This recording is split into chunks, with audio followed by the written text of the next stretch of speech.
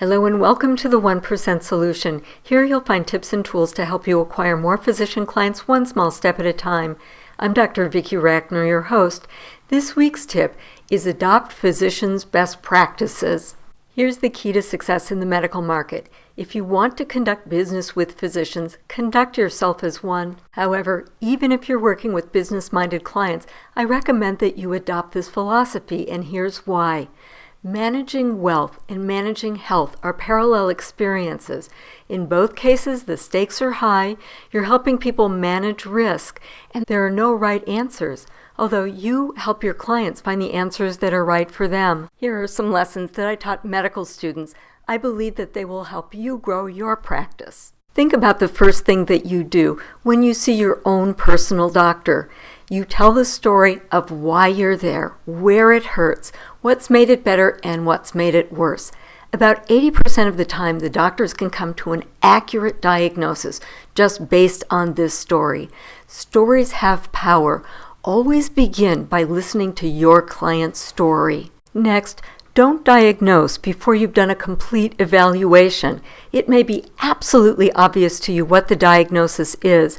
However, when you're a patient, you want to be examined by a doctor. So too, your clients will have greater faith in you and your prescriptive plan if they know that you have a complete evaluation. Next, don't prescribe before you diagnose. In other words, don't just treat symptoms. Patients will often come to physicians with very similar symptoms like a headache or chest pain. There are many underlying disorders that can cause those symptoms. As a patient, you're most likely to be freed from these symptoms if the therapeutic intervention addresses the underlying disorder. The same is true of your clients and their source of financial symptoms. Think about the conversation that you had with your doctor before, say, agreeing to undergo a surgical procedure. Chances are good that your doctor sat down with you, put the big picture together, and then offered you some options and laid out the risks and benefits. The doctor didn't sell. They trusted your ability to make a good choice. And you did. Sometimes the choice is saying, "Doctor, you decide." You do not need to sell to your own clients. If you can just lay out the options, they can and will make the best choices. Next, don't talk about the suture material. As a surgeon, I had the great privilege of patients trusting me to open up their bodies and cure their problems. I told patients what was important for them to know. I told them where the incision would be and what they could expect in the postoperative period. I did not tell them little details like the suture material. After all, the goal of this conversation was not to teach a medical student. It was to help a patient graciously get through a procedure. Patients trusted my expertise. So too, your clients trust your expertise. What do they really need to know, and what do they trust that you, as the expert, knows? You might have seen the commercials with patients kicking up their heels and celebrating because they lowered their cholesterol. Have you really ever known somebody to do that? In my experience, patients don't care about the numbers.